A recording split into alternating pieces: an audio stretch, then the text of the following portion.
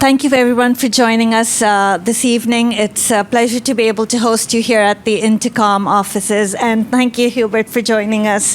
The crowd here is very keen to hear about so many of the topics around product craft. But before we go there, I'm sure folks here know about Productboard. Would love to get an intro from you. Tell us a little bit about the company. Hello, everybody. Who are product people here? Product minds. Okay. Who's here to get a job at Intercom? You can raise hands, nothing to be, or at Productboard. I should be asking. No, thank you so much for having me. This is wonderful. I was here, 7 years ago at like the very first Intercom meetup at this office, and it's wonderful to be back. Productboard, for those who don't know, is a product management platform. We help product people decide what to build next based on deep understanding of customer needs and the market landscape and what our competitors doing and how your product capabilities look like. And we just recently, actually this week, silently, we're going to be making a splash next week, launch our AI-first agentic experience called Productboard Spark. We'll talk more about it. But there's a lot of parallels between what our companies have done from the journey from like the traditional software, and then AI happens and I'm like, oh shoot, or oh yay, you need to reinvent everything, change everything. But it's exciting. Yeah, I'll say at least from the Intercom front, even though I was not at the company particularly at that time, I definitely know it was a moment of, oh my God, the world's changing. This is going to be a critical part of the customer experience going forward, and that's when Fin became part of the big part of the Intercom story. And our journey into AI has been incredible as well. So for all the product minds in the house, and I know everyone's wanting to learn a little bit more about product craft from Hubert, I'm also going to very selfishly use this time, as I told him, and insert a lot of go-to-market questions, since I run go-to-market here at Intercom, and there's so much changing on both sides of the house, so that should be. But tell me, Hubert, what does product craft mean to you? I'd love to know. What does it mean? How do you describe it? It means everything to me. No, seriously, I'm joking, but I'm a product founder, and I'm a CEO, but like I'm an active chief product officer, and I love everything about product because I want to very selfishly live in a world where every product is amazing, and I hope that everyone who's in that role feels the same, because that's kind of the calling, that's the craft, and really fundamentally it's about, the things that I already kind of mentioned, because you need to have a super deep empathy and understand what is it that people are struggling with, what is the new opportunity, what is the pain point, and really put yourself into the shoes of the people, because only then you can critically evaluate whether a feature product that you're about to bring to the market is the right fit. And obviously you might be wrong, customers will tell you, you'll find out through support agentic conversation really quickly. But it's really about building the right thing so that you satisfy the needs of the people in the best possible way. And in a better way than competition, because you need to be differentiated. In a better way than competition, because you need to be differentiated. So you'll have to tell me more about that, because as the pace of things move, AI tools, models, LLMs, capabilities have come into everybody's hands at the same time. In this world of fast-moving product, high-velocity product, how do you maintain differentiation? What is durable differentiation? Does it exist?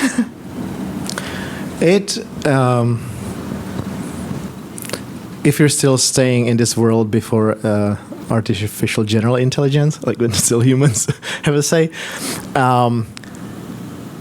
the depth of understanding of the customers and the domain is crucial, because I'll give you a little specific example. So just before coming here, because I knew that we would be talking about product, I asked ChatGPT, hey, I want to build the next world's best car, how it should look like. And ChatGPT literally spit out a series of features of what it should have. no questions asked, like, here it is. Okay. So then I went to Claude and I said, like, hey, Claude, the world's best car. And Claude said, well, it depends. Are you trying to go for beauty? Are you trying to go for performance? And so on. So like a better, but still spit out like, in that case, this. And then I went and I asked our Spark agent, and it said, well, I'm here to really guide you through the journey of bringing a new product to the market. And we're going to start with problem definition and who's the target segment and what needs are you trying to satisfy, and can you tell me more? And it insisted to answering these questions before it started to generate the answer. And so the reason why I'm telling this story is because you see how the AI can be applied differently and how it can be tweaked for specific use cases so that it really drives the right outcome. I'm sure that you can like submit a support conversation to a ChatGPT and say like, hey, help me debug this. Yeah. Or if you ask Fin that's optimized for companies, product and trained, and you're gonna get a way better answer, right? And there's a lot of like agentic logic design behind that. And so my point is that depth of understanding how to approach different use cases, like it really stems from the deep domain understanding, and that is the competitive mode that people have. Hopefully, if you're building a product, you know really deeply about the market and the pain points. Yeah, that resonates. So it's the domain expertise that's so critical, and I'm sure the workflows associated with that as people build sort of these deep experiences. And I honestly think, at least I'll tell you from the go-to-market point of view as well, these are a lot of new products coming out in the market, and teams who are going through the change management of using these new products and interfaces are also reliant on deep partnership that, again, the domain experts can give them on how adoption can help them completely change their businesses and transform their own products or customer experiences, as it may be. Yeah, as you're saying it, I think that the reason why most products that we have in the world suck is not because we're not able to ship fast. I mean, agents are helping us to ship way faster than ever before, right? But I think it's because we are not like shipping the right things. Like, it's about making the right decisions rather than the velocity. Obviously, if you're moving fast, you can iterate and you can get to the right solution faster. But if you're fundamentally off course, it's, agentic coding is going to help you build faster, but are you building the right thing is really becoming even more fundamental question that product people really own and are responsible for.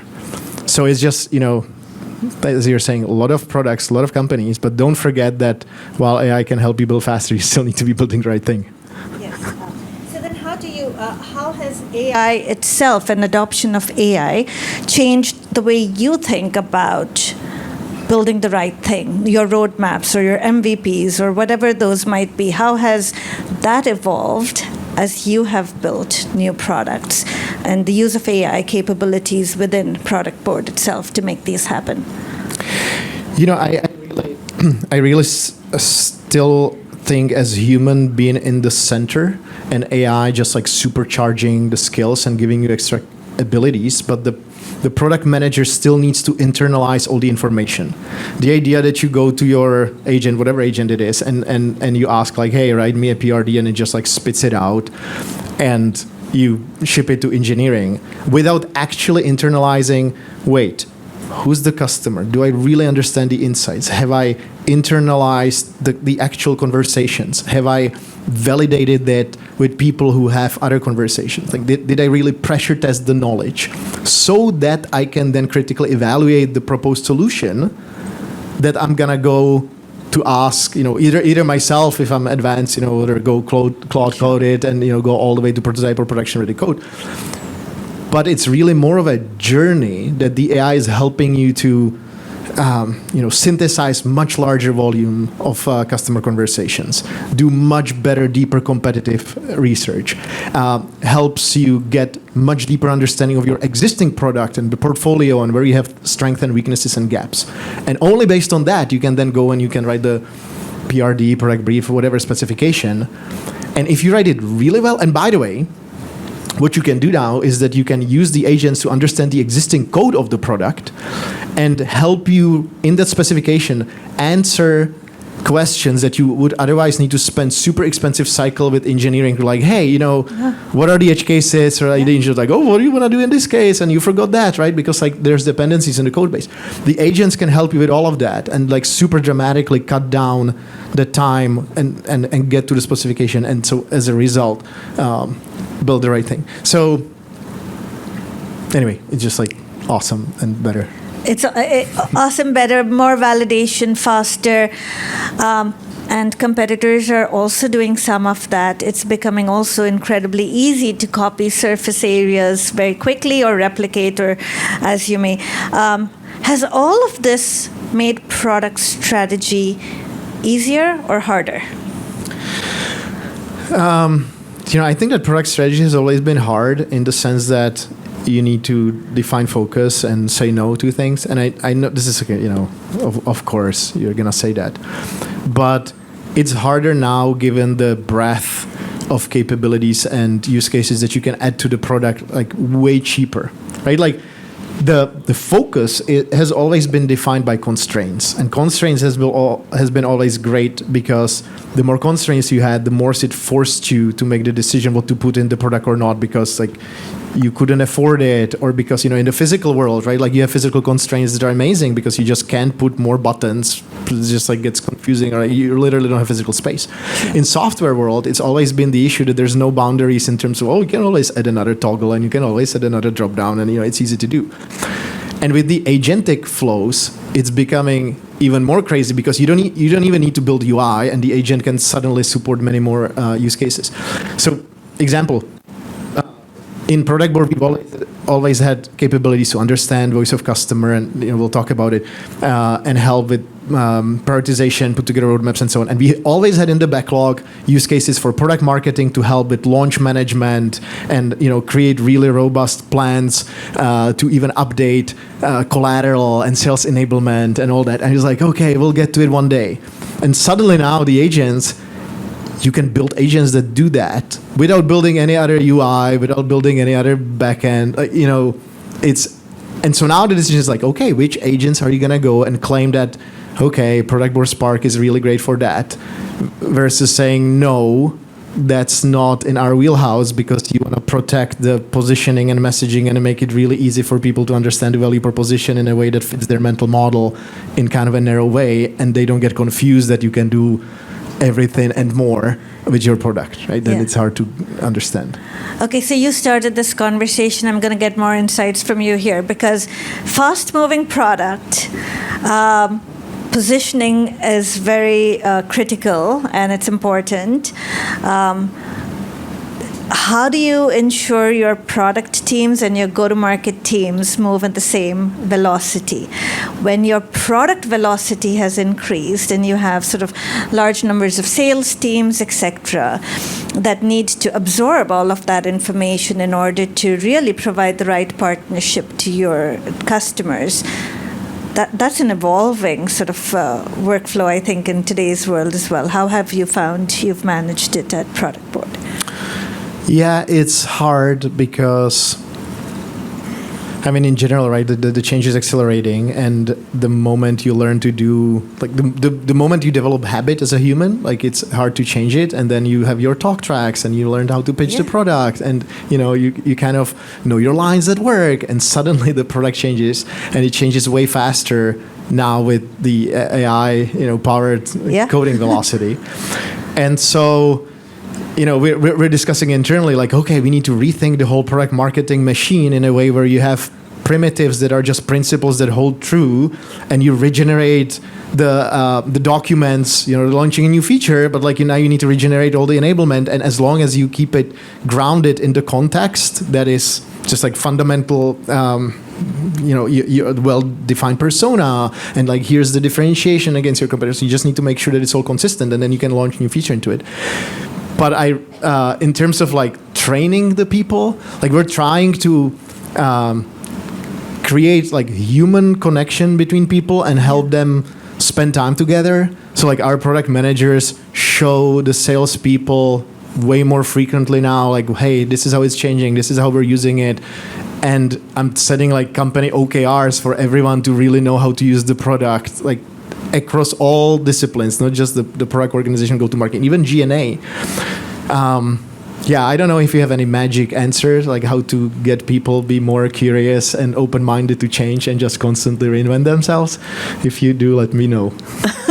But it is an incredible opportunity through the entirety of companies, because it is so much advancement so quickly that I do believe that those who are wanting to grasp all of these new things we're able to open so many possibilities for our customers and much deeper partnerships, and that's very critical. Like we did, like we have this Spark Fridays, and we carved out every like once a month a Friday to give people time to learn and upskill and experiment. And then we have a Slack channel where at the end of the day, everyone submits like, hey, this is what I did, and this is the agent I built, or this is what I tried. Because otherwise people say like, well, you're asking me to do all the day work plus like learn and, figure out all this optimization. Yeah. So we've done like 4 times, like, last 4 months, 3 times. And that's been helpful. Not everyone really participates, honestly, trying to figure out how to get more people participate. But the people that participate, it's amazing. And then you can go and you can summarize the Slack channel. You can like build a clean agent to give you highlights, or, you can do whatever you use. It's amazing and super,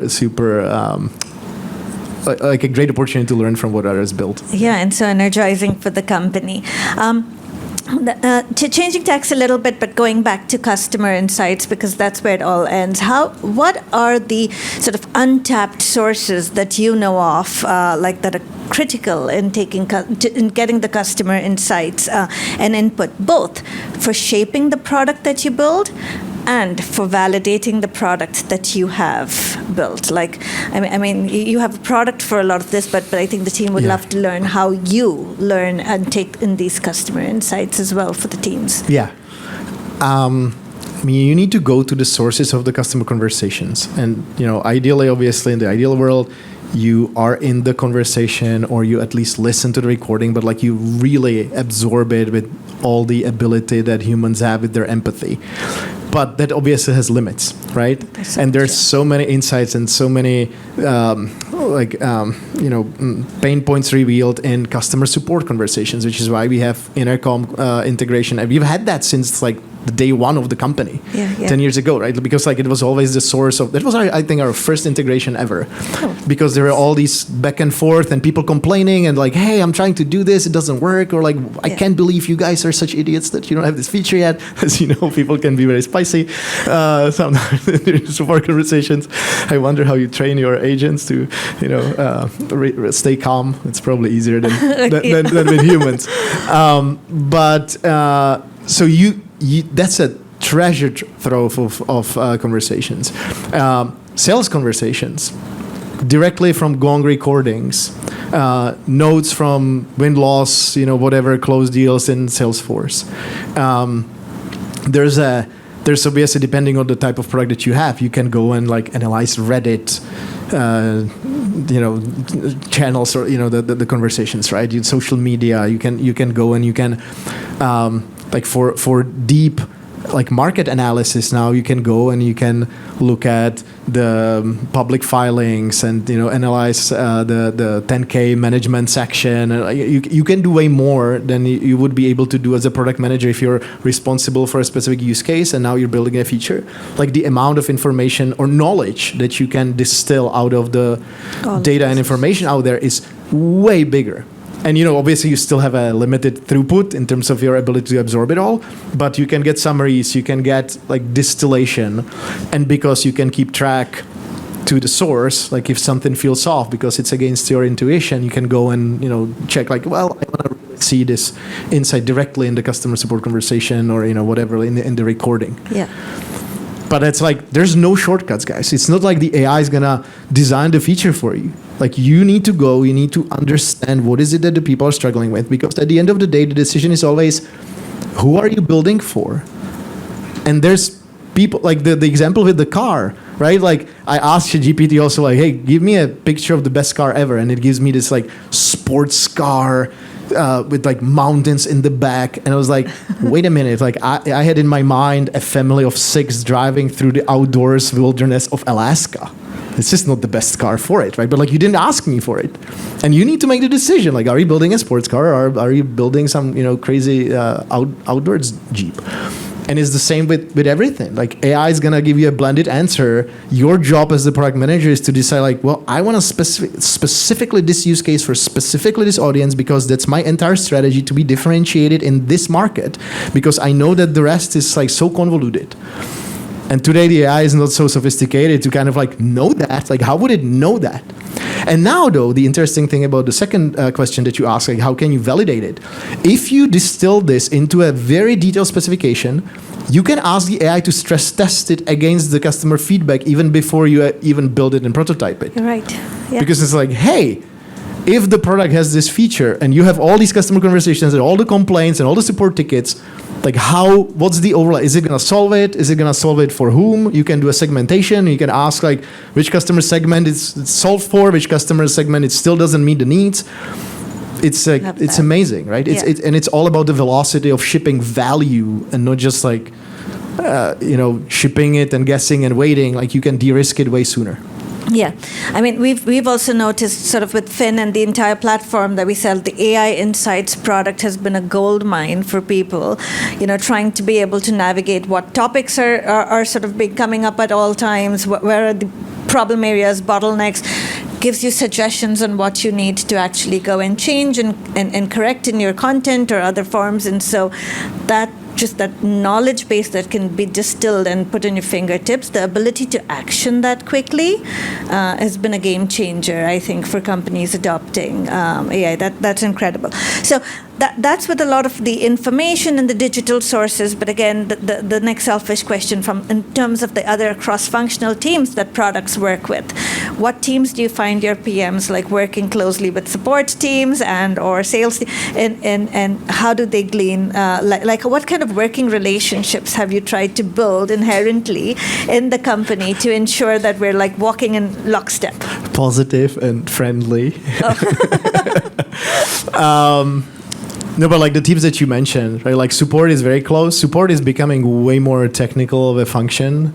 You told me how you have goals for the support team to actually submit PRs for bugs. Yeah. It's incredible, right? Like you wouldn't do that. You would have obviously like level 2 technical support or whatever level. Yeah. But now that's going way further.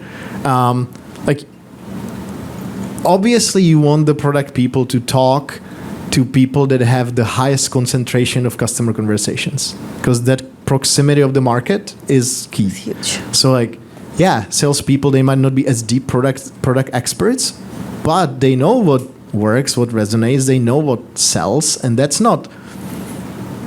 like is a result of where the demand is, right? Like the art of, by the way, being a salesperson or a product manager or a marketer, it's exactly the same in the core of understanding what is it that people need. Because if you want to be a really good marketer or a really good seller or a really good product manager, you need to know where the biggest pain point is, and you need to be very quickly able to identify, okay, is it the ideal customer profile? Like, what's the value proposition? Or is it like slightly off? Is it a secondary tier, whatever it is? And then adjust your pitch, right? Like, then you're a great seller. Marketing, the same, right? Like different messaging, like you have all these hierarchies, and product manager is the same. So like these roles need to be together and share that. And it's always been, by the way, very difficult, because product marketing is supposed to be this role that kind of like shepherds everyone together and aligns everyone together. Yeah. In my experience, it's been always so hard to kind of the go-to-market versus product. Like they're the bridge, product marketing, but like it's like herding cats, right? And sales has mostly information about the new customers, the new prospects, support about the existing customers, the customer success about the new customers from different stage of life cycle. So anyway, but AI can help with making sense of it all, which is amazing. It can help, and that's the reason it's called the craft. It's because like we literally have humans as APIs between all of these teams trying to bring together the right information. Can I say, you just said one thing. You said humans. Yes. But like obviously it's changing with the fact that the agents are now building. And so industry is buzzing with spec-driven development, and how does like a product requirement document or specification look like in a world where you're not expecting human to read it, but the agent to read it? And how is it, obviously syntax and, on all of that, but then what information it includes. And it actually turns out that the latest research and quality of the agentic outcome is way better if you include things like definition of the target segment and persona and problem in a similar fashion you would to the human. But, the agent, the agents are trained on human data. They benefit from formatting. Okay, like Markdown is better than some structure. But at the end of the day, even though you're talking to agents, it comes down to, did you describe the target segment, audience, persona, use case, and very crisp scope. Yeah, crisp scope, and I said, information transfer to a human, but it could be information transfer to the agent as well, as you mentioned. So I'd love to hear a story, because your product occupies a very wide space. For product teams, it's becoming a place where they do their work, and once that happens, we as humans love everything in one place, and so there's always scope creep. How do you keep your teams thinking about not mistaking what you can build for what you should build? There's a gap there. Yeah, it goes back to the specificity of the strategy, objectives, and the constraints, and being very opinionated and kind of narrow. And it's brutal now, because you can build. If you think about, so in the traditional world, we would have teams, 8 engineers, whatever, 5, 6 engineers, a PM, designer. If you're building an agentic flow, you have the data foundation, you have UI elements, you have tools that the agents have, that's built out. You have that stack built out as an infrastructure. And now on top of that, you go and you build specific agentic flows. You don't need that many engineers. You need a deep understanding of the use case and the flow, so product manager. And if the product manager is super technical, they can go and build it all. But I was joking that, the technical understanding is a normally distributed skill, like any other skill that humans have in the population, and you will have people that are more business-minded and empathetic and less analytic and technical, and they have the deep understanding of the pain, but they are not as technical to deliver it. So for that reason, you need a technical counterpart engineer, but the team is way smaller, right? Because you're quickly iterating, you're writing prompts and evals, and you're changing the steps in the architecture of the agents or in the flow. You're iterating way faster, and so that is kind of a new model of building. But you asked me, what was the question? The gap between what you build and what you should build. Yeah, and so it just goes down to clear goals, prioritization. You. There's no short. You need to decide as a human what business you want to be in. Right? What is it that the product does? Yeah. And is it easy enough if you think about the mental models that people have? Is it? I remember. I don't want to pick on anyone, but I remember back in the days, Evernote, the note-taking app. Remember? At some point, they started selling swag, as a real line of business, because they're we have all these professionals that are using us, and the professionals need really great backpacks to carry their notebooks. And so really, should this be the focus of the company? And it's kind of a crazy example, right? Going from software to physical. But that's the example, and the extreme example. Product people needs to stay focused. Okay. So then when you consider the era we are in today, if you are hiring a senior product leader, what would you optimize for that is different from, say, what you would have done 2 or 3 years ago? Anything different? Well, the ability to change and absorb and learn and be open-minded. You can't just rely on the skills that you had. You need to carve out time to learn and be hungry to figure out how the new use cases should look like with AI. And so it always used to be the case that hiring an executive who's like an experienced, high-level pontificator on the cloud is terrible and never works, but this is just like even more so the case. We talked a little bit earlier about you need to go and inspect, like as a leader of anything, right? Like if you wanna, inspecting work doesn't mean that you're micromanaging, but you need to understand what's happening so that you can course correct. And there's this great book, Turn the Ship Around, I think it's called, about leadership. Is like you ask people to come and tell you, hey, this is what I intend to do, and you said yes, no. But if you want to be able to make the decision, you need to understand. Right? Like it came from military analogy as a captain on the submarine, whatever. But like he needed to understand the whole submarine. And so in this world of AI, if you want to be an effective leader, you need to know it. So like what I did, I've been running the company as a CEO, but like when my co-founder and CTO, who's now like a chief AI officer, he's like just not managing anyone, but like focused on AI day and night. Whenever I talk to him, I always ask him like, hey, show me how you're working today. Like the best, latest, greatest. He would come to our headquarters is here in San Francisco. He's based out of Europe. He would fly over and we would spend the whole day just like locked in and was like, hey, Daniel, we're going to go through the entire process. I'm the PM. I'm writing a spec, like hypothetically, right? Let's pick a feature that's been in the backlog for whatever, 5 years. We never got to it. And you're now in the role of an engineer, like an AI first crazy maniac, right? And I spent the whole day going through the whole flow with him and like, why are you doing this? And let's observe this. And okay, how can I improve the specification? And it was amazing. I learned so much through it. And whenever I call him, it's like, what's the latest? Like, tell me your prompts. Like, how are you using these agents? Like, what did you build? Because I'm trying to absorb it. Right. And that's what you need in the leaders, like on the product side, absolutely. But like even in the other side, right? Like go to market, like you have probably go to market engineers as opposed to RevOps, and you have whatever forward deployed engineers instead of sales engineers. I don't know. And that requires probably the same mindset from you, right? Because like otherwise you're irrelevant. It does.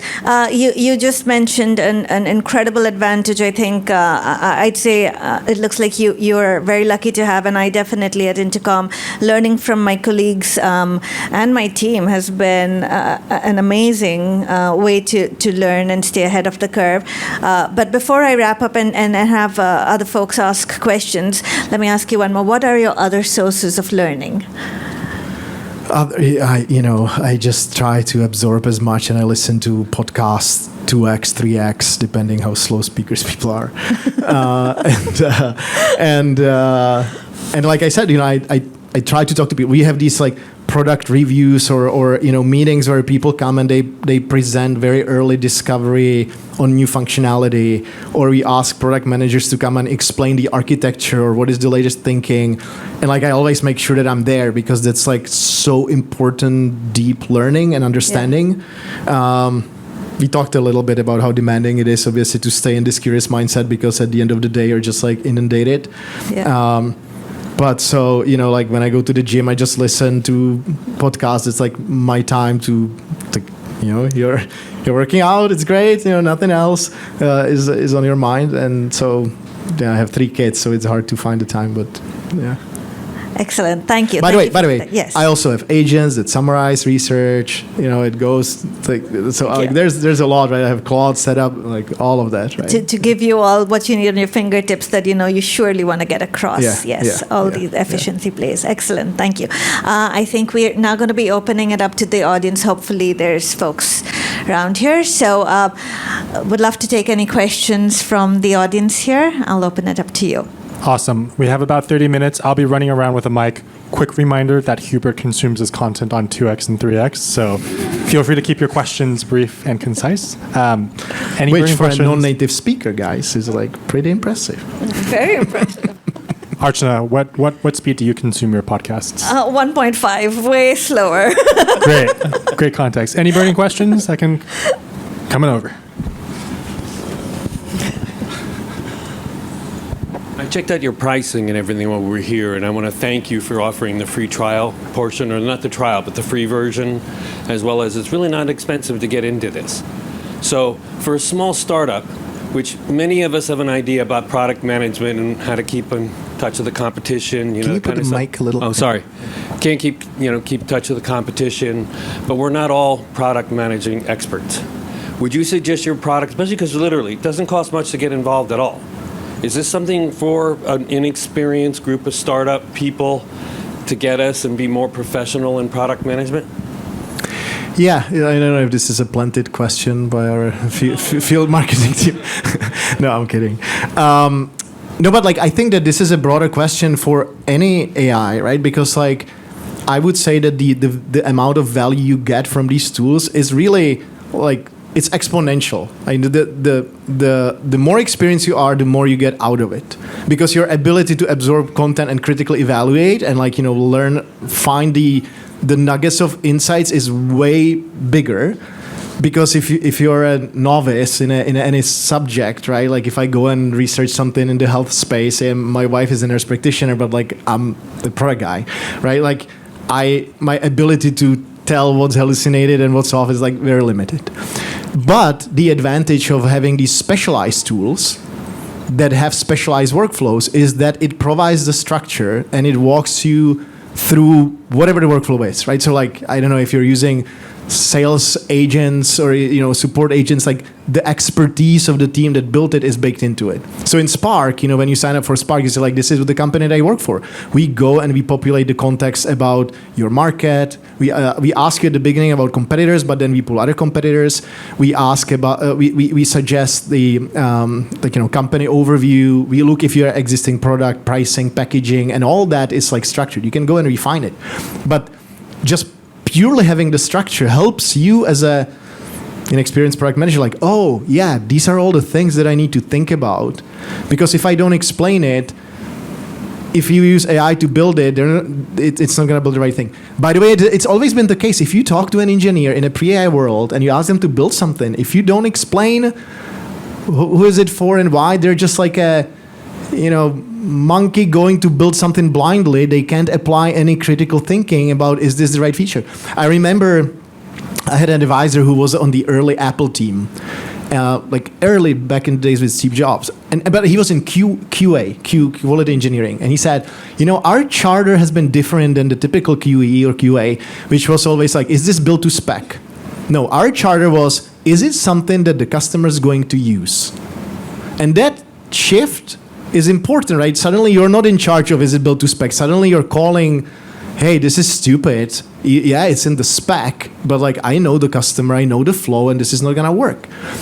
And so my point is that the it goes again back to the understanding of the customers, and the tools can guide you through it and do it in an efficient way, even if you're novice, but frame it in the right way. Questions from the audience? I hate to monopolize this corner, but I'm curious about how you think about the dimension of time. So you talked about building the right thing, taking on the right problem, but things are moving so fast now, so the right problem today might look irrelevant to solve a year from now, or the right problem today and a year from now, the right solution might feel like it doesn't work today, but in 3 or 6 months, some like critical capability might cross a barrier where suddenly it works. So I'm just like, that seems like a new kind of dynamic thing in building products. How do you think about it? Yeah, I remember I was a couple years ago at a Sequoia founder CEO base camp. It's like an event, every VC has a portfolio company event. And there was Greg, one of the founders of OpenAI, who then left. And we talked about like, oh, this is the future, this is how it's gonna be. And there was a founder who raised a hand and said like, oh my God, I'm losing faith in, I shouldn't be just doing anything. It doesn't make any sense. Like, if I build this, because in 2 years, none of this is gonna be relevant, and I might just like as well, go enjoy life and travel. And what's the point? And it might be true.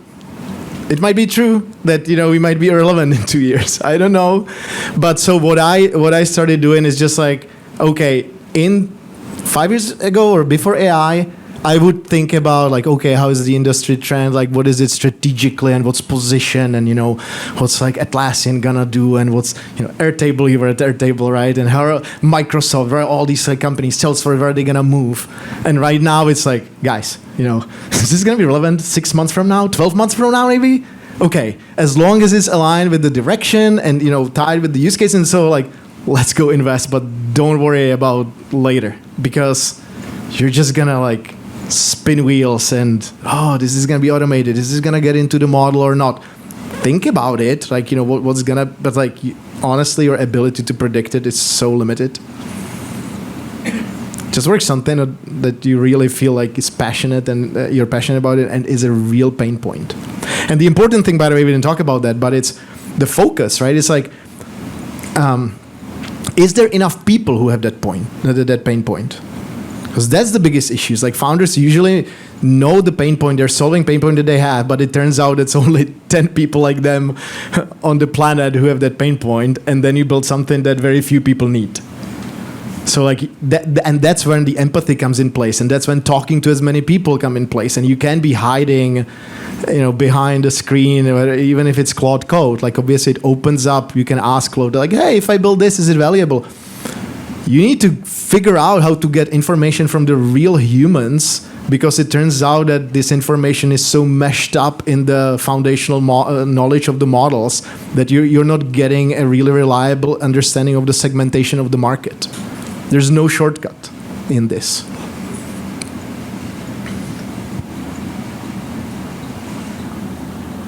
Any other questions from the ready? Yes, thanks so much for the amazing talk.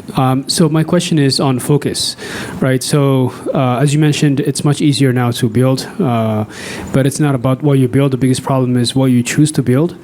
And so let's say one wants to build an all AI in one kind of platform where you have a GPT, email solution, AI slide solution, basically everything that you would use, you would just go to one platform, one product, and use that as your sole AI solution for everything that you need.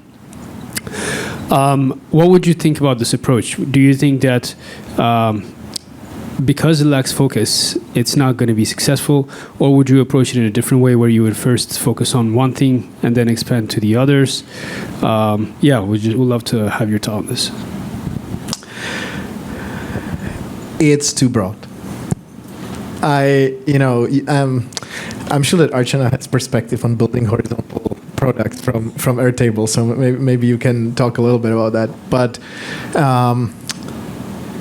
few things, right? You need to realize that the use cases that you described are like the biggest use cases that a lot of people have, right? Like emails, calendaring, and so on. So the competition is crazy, and all the big players are going after that. And ChatGPT wants to own it, and Claude wants to own it. Like the Microsoft, obviously, everyone wants to own this. Google, obviously, right? Like they have that footprint. So like that's really hard to kind of like go against that. Second, it touches so many workflows that people are used to. They have habits, and replacing all these tools and stitching it together. I mean, you've probably seen so many startups that are like, there's another task management, meeting, note takers, planning, And like, I understand the pain point. Like, obviously, it's not solved. But the idea that people are going to switch and use your product and you're going to scale it, it's very hard. So it's just like a very hard problem to solve. I would rather, if you think about like what Superhuman did strategically in the market and why they scaled the company, I mean, they just sold to Grammarly, Coda, right, whatever, successfully, is that they found a narrow segment of the market, professionals, super busy, focused on a highly differentiated value proposition of the fastest blazing, easiest email experience. And within that, they carved out that market, they dominated it, and they built a successful business. Even that business, though, has a limit in terms of the market size. If you think about how Uber went to the market, they started with Uber Black, high-end exclusive service, people who could afford it, the black limos, right? Like remember the first Uber Black? I mean, I don't know, I'm dating myself. But like it's not that long time ago now. And then they went down market from that position. Okay? But like they found a small segment of market that had a massive pain and was willing to pay. And there's different strategies. Like you can go bottoms up, but you need to decide on the strategy. But then you need to stick to it. Like so, again, we can talk more about the specific use case. At the end of the day, though, if you're really passionate about it, go give it a shot, because you're gonna love it. It's gonna be super painful. You're gonna have the days. It's like, oh my god, this is so terrible.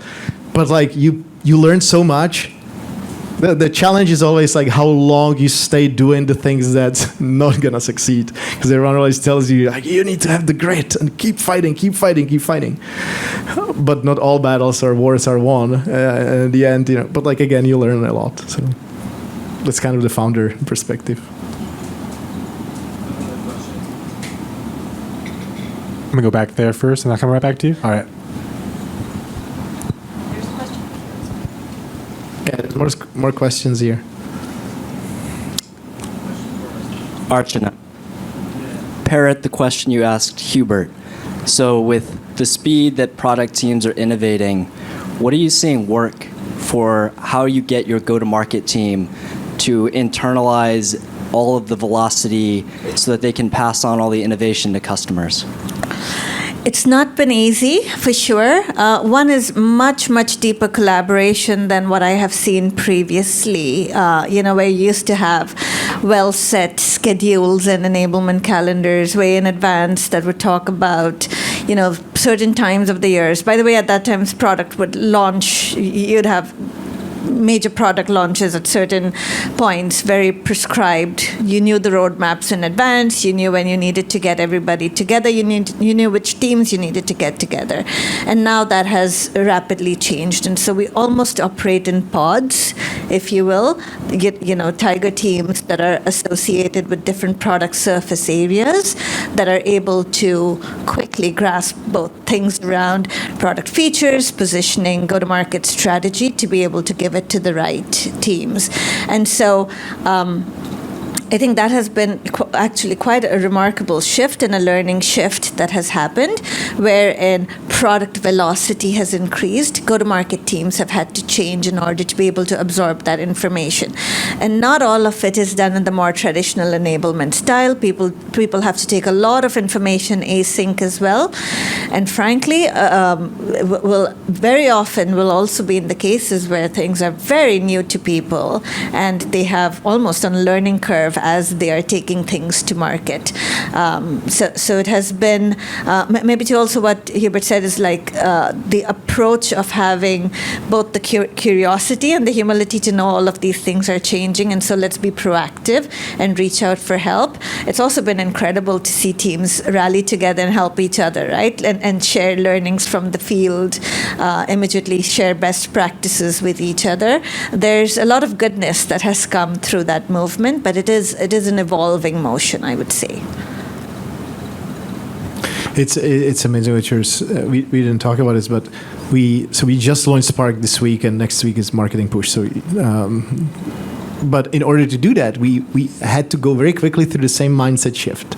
Because initially it was like, hey, how are we gonna do the enablement for the Tiger team? With the Tiger team, oh, we're gonna schedule.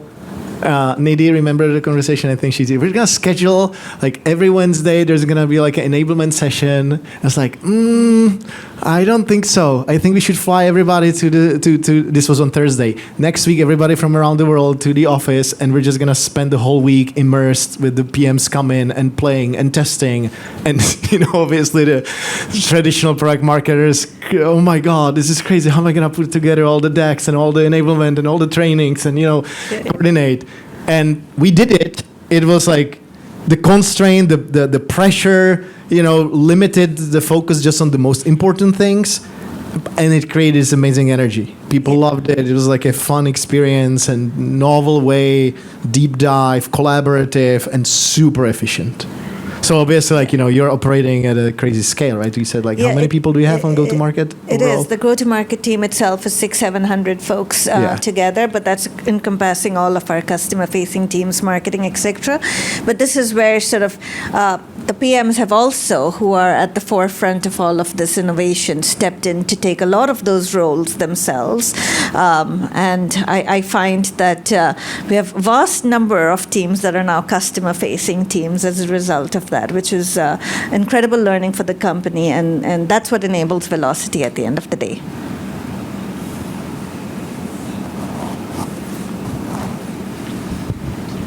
Can you talk a little bit about people moving into product management for the first time or more junior product managers and how you are training people to cultivate taste and focus in the age of AI when everything is moving so fast? Yeah, it's obviously there's this industry narrative that junior people have a very hard time getting a job. Like, I was at a Claude event a few days ago, and so like, yeah, we don't hire junior people. Anthropic event, because like we have the luxury of hiring people that are already senior, and we don't need to do the training that that can't sustain, right? Like the industry, like we need to train young people. We have on our team, one of our now product managers for the AI team is someone who came from product specialist, which was basically like a technical SDR role, right? And then had technical background and like super hungry, curious person. And so now he's on the AI team working and first starting to write evals, which is in the past, he would start writing unit tests or, whatever kind of tests, right? But like the path is there. You just need to be like a sponge to learn about the use cases, about the craft, and like work your way up. But the more you know about the technology, like the more time you spend about the AI, you have such an edge, because the other people have experience maybe about the domain, but like they don't know about the possibilities of AI, and so you can come and contribute to that. And like I don't think that there's any shortage of like AI product management jobs if you show meaningful of understanding how LLMs and generative whatever it is, right, and relevant for the stack is. Do you have advice? No, I think it's an incredible opportunity, actually, because you have a new vantage point, come in a fresh pair of eyes, look at it in a different way. And when you partner with people who have domain expertise, it's just an incredible time to learn and sort of take off in your career. So in case you're planning to do that, good luck. It's going to be a fun journey. We have time for 2 more questions. Someone here. Hey, you mentioned evals. I see a lot of companies invest in evals. Is this something that will eventually be built in-house everywhere, or do you think there's a market for a player to come and offer this as a service? Can you speak a little louder? You spoke about evals. And I know that a lot of companies are focusing on evals and setting up evals. Is this something that companies are building in-house and will continue to build in-house, or do you think they would adopt an outside eval expert tool?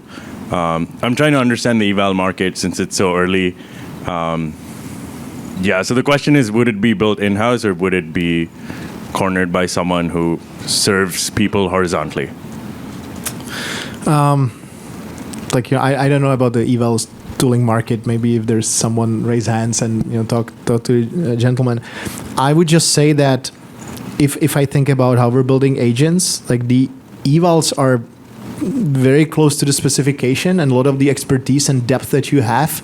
Because what is an eval? It's like you need to write a test to evaluate whether the job that the agent did like matches what you want it to do. Right? Very, very simply put. And so that's where you put a lot of the expertise, like how you measure that output. And so like outsourcing it, it's always been the case in the software industry that outsourcing software development, that was always something that like product first startups would never do. Like you would do it for large company doing a refactoring or rewrite of a code base. Like you're not really innovating on the use cases and the value of the product, but you need to get work done, and maybe in those cases it was valuable. But whenever it came to the deep market knowledge that needs to be translated into the product, and evals is that, like it's a specification and then the evaluation, there's a huge overlap. I think that's something that like you should protect and like you shouldn't outsource. I don't know if I'm understanding the question, deeply, but it's my perspective. We have one more question over here. Thank you. So, quick question is that Where have you seen the limitations right now for agentic systems? It's a bit on the nose because of Spark recently, but with that in mind, us as PMs, we need to know when to implement a tool or a technology like an agentic system or an LLM or not. And then it kind of raises the question as well, is it us as the users not truly knowing how to leverage the technology and the product well enough to take them to their higher potential? Or is it the people building the product and leveraging the systems? Is that the problem? Thank you. You know, the interesting thing is that it's actually pretty hard to evaluate and understand what happened and how. So, an interesting thing, like, you know, Productboard and now Spark as the product agent, we have the ability to interpret and analyze and find patterns in large volumes of customer conversations. And I would get on a call with the person, like a prospect, like a sales call, or like, you know, this is beta, just like a market research call. And she would say like, oh, you know, we build this like a custom GPT thing, and I just like upload the conversations there, and, you know, it gives me the summary. And I'm going like, well, okay, are you aware of the context window limitations, of the kind of misinterpretation that happens in the middle of the context window? The fact that if it doesn't fit, like, you actually don't know that it didn't look at all the conversations, and that the summary that it gave you is off. Like, you don't know that. It's kind of like hidden, or like you don't know. And it's like, well, no, you know, that's what I did, and you kind of trust it. And you can spot it as like, if you're an expert, you can spot when something is off, right? Like, okay, the number's completely off, and you know that the market is different, or, you know, the competitor doesn't have this feature, whatever. But when it's something that is like a summary of patterns, or, you know, this is the percentage of the market that has this capability, like, you don't know if it's like completely off, your gut can help you, but in many cases it's very difficult to tell. And so I think this is where you need to really ask yourself, like, do I understand how the system operates? What is behind it? And can I trust the outcome? Not just because it's hallucinated, but because it might just ignore it, or, you know, doesn't take it into consideration, or like puts too much weight on something that is not that important.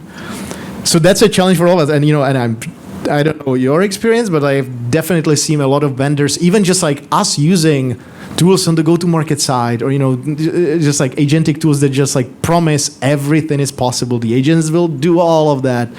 And then you run it, it's like, seriously? Like, this is so wrong.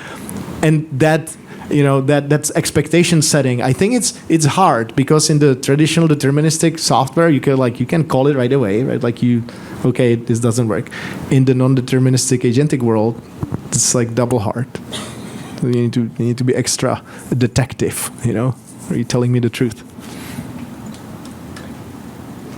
Awesome. One last round of applause for our two lovely speakers on stage. Thank you. Thank you so much for having me. They will be sticking around for a little bit, so feel free to direct questions. Sorry, Archana, go ahead. No. Thank you for joining us. I think it's very informative for the entire audience. Appreciate it. Party time. Around for about an hour, so grab some food, check out the demos that the product board and the Fin teams have set up, and we'll see you all shortly. Thanks for joining us.